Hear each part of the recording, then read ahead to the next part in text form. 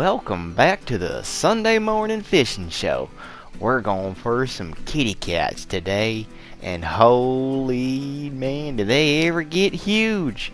Now, we can catch these things on almost anything. Anything you find around the house, a quick easy little trip to the creek, and we're gonna have an all day worth of bait. And it's real cheap to free. Now that's my kind of fishing. Now these things, guys, you can use some hawk dogs, you can use some chicken livers. I know that one's an odd one to get, but I can get some chicken guts. I'll give you a little story later on my chicken gut one. But anywho, you can use a whole bunch of stuff. You like to leave them out in the sun just a little bit is the key thing. Too much, you just can't use it anymore. But anyways, let's go into that a little bit later. Let's see what we're gonna get out here. Right now, I'm just using some stinky old minnows. I went to the old creek just a few days prior, and I caught the minnows. I put them in a bag. I let them all die, and then I put them out in the sun only for a few hours before I went out fishing.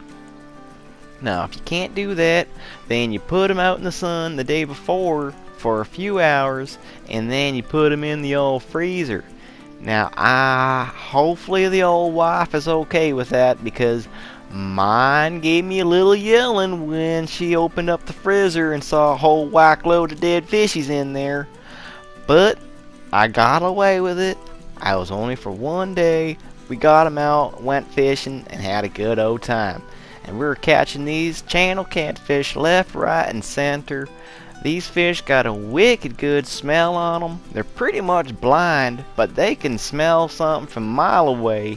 Their most optimal water is when it's all murky as all hell. You couldn't see a foot in it, but the catfish would thrive in there. Now, this is a 14-pound, 14-ounce fish. Holy shit. Now, that's a big fish. Holy. Now, I'm going to put that thing back in there, you know why? Because I know he can get even bigger. And I would not mind catching an even bigger fish next time I'm out. That's why it's always good, guys, to put them back a few times. You want to keep them too when you're hungry and you're trying to feed the family, or you just want to have a nice little snack. That would be really nice, but guess what? Catfish are delicious eating, but you got to get them when they're small. Big ones, they get really fatty and really too juicy, and it's just not a very good flaky meat. But the little guys, man, are they ever good eating. I love frying them up. Put a little deep fry with a little bit of batter. Man, oh man.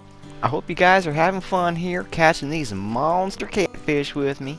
And if you guys are enjoying yourselves, and you have been over the weeks I've been making it, show your support by joining the fan club. And maybe even going on over and getting yourself a mug. But anywho, let's bring in this monster catfish. We're catching channel catfish today on dead stinky minnows.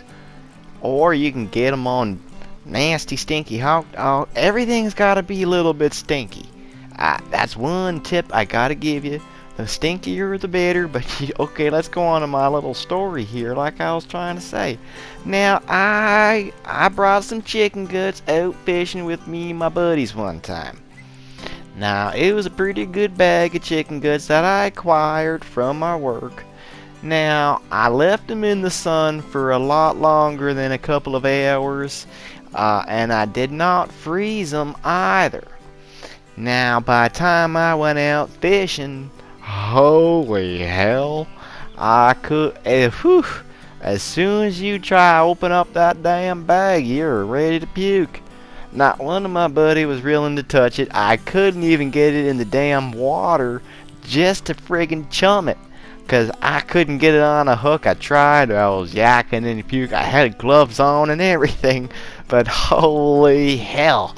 So my tip, as I have learned, only throw it out in the sun for just a few hours prior to going out if you can.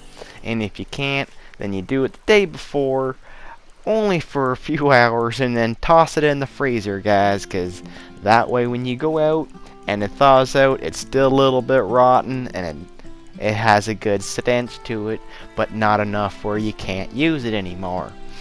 Alright, anywho, let's bring in this monster fish here. I love catching these things. You have to have a pretty good setup when you're going for channel cat, because they can get pretty big, so you're going to want at least a 30-pound test on, or 15 will do, depending on where you are. In the rivers, I usually use a 10 or a 15-pound test, just because I know they tend not to get as big, but if when you're going out to the grates and you're trying to get some monsters, you want to be prepared. So with that said, you want to have either some nice braided line on, or some at least 30-pound mono on there for sure, and a nice big hook on there. Anywho, let's get this thing in here. Holy! Now, as soon as they get close, man, do they ever just burst away.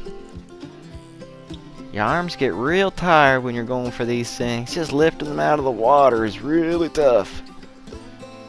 Holy, look at this thing. Lots of muscle on there. 14 pounds, 12 ounces. Holy. Not as big as a bigger one. Wow, did I just say not as big as a bigger one? How the hell am I trying to talk? You see, this is what happens when you try to make things in the morning. Holy hell, do you ever struggle doing stuff sometimes?